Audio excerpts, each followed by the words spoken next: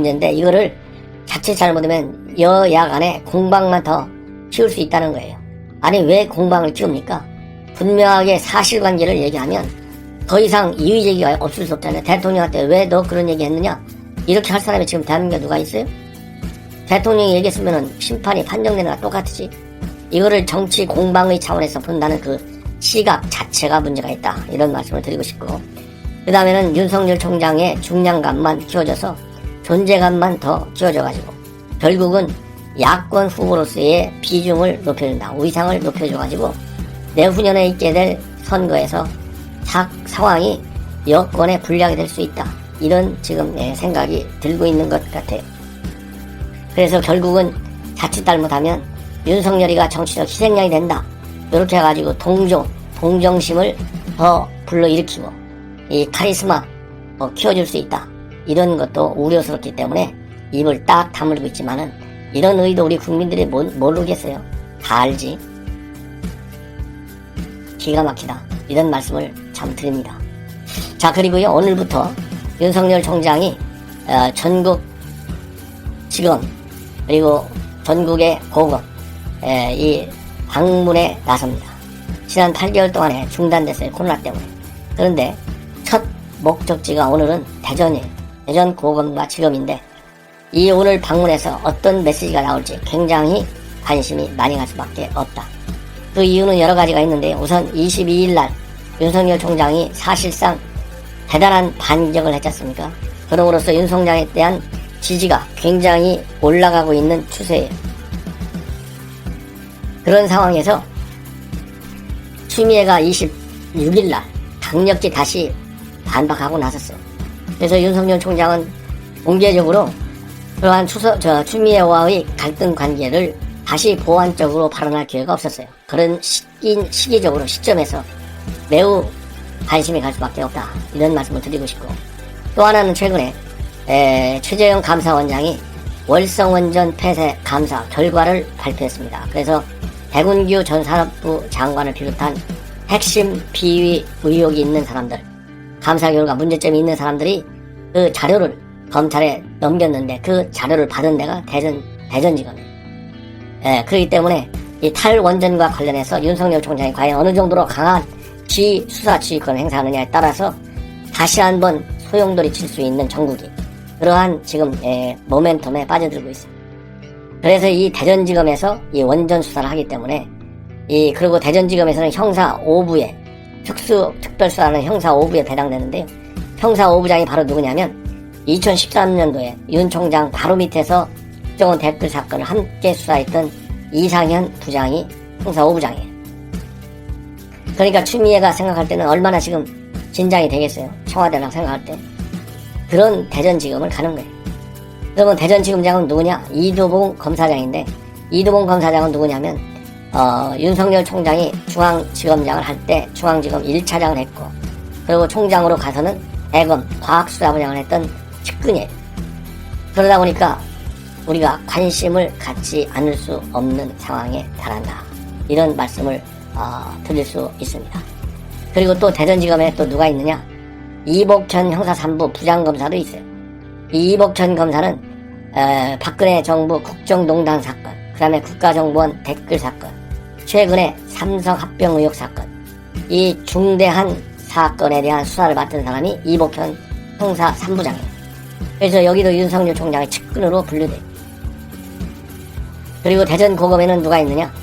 양석조 고검 검사가 있는데 이분은 윤석열 총장 바로 밑에서 반부패부 선임 연구관하고 있다가 이 상갓집 항명을 일으킨 그 사람이 바로, 그러니까 심재철한테 네가 검사냐 이렇게 한 사람이 바로 양석조 검사예요.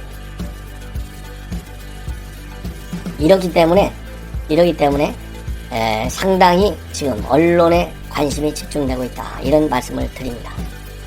그리고 이번에 감찰권 행사, 그리고 수사지휘권 행사의 한 큰 원인이 됐던 옵티머스 이와 관련돼서 전파진흥원이 무려 1,060억 원을 투자했는데 이 1,060억 원을 투자하게 된 배경, 여기에 대한 앞으로 검찰의 수사가 또 한 번 많은 논란을 일으킬 가능성이 큽니다.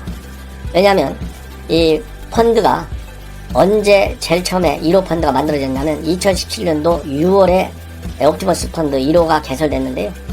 이 1호 펀드가 개설되기 전에 이미 전파진흥원에서 100억 원을 유치했다. 요런 얘기를 당시에 전 옵티머스 대체 투자 대표였던 정영재 씨가 이혁진과 김재인한테 얘기를 하고, 그래서 펀드 설립을 제안했어요.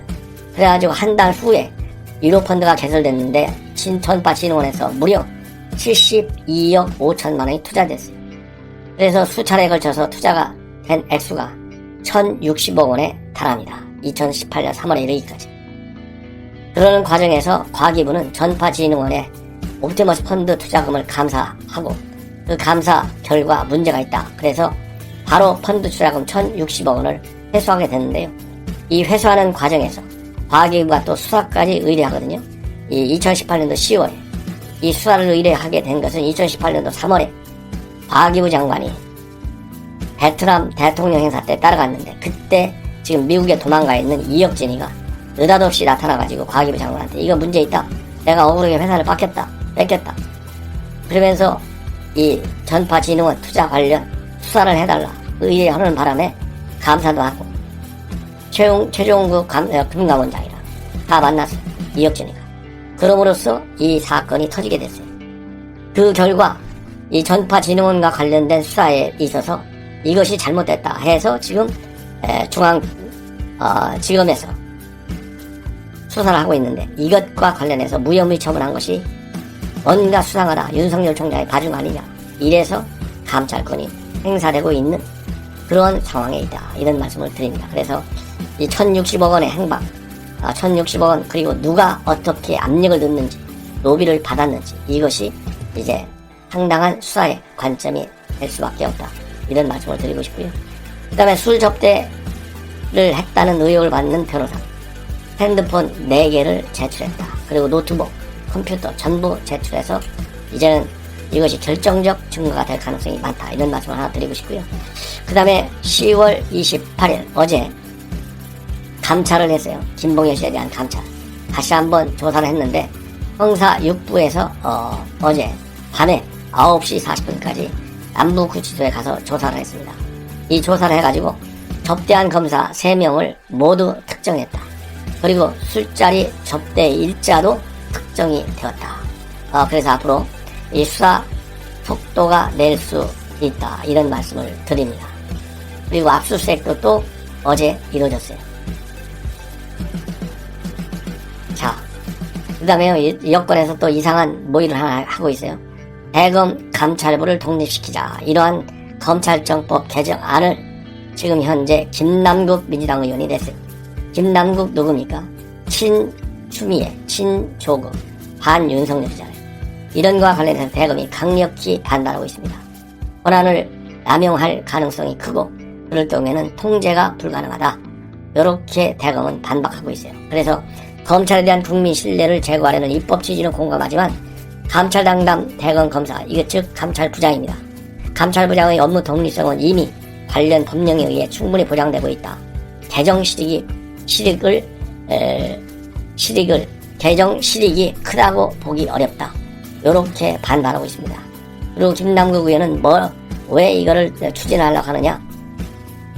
당연하죠, 여러분들.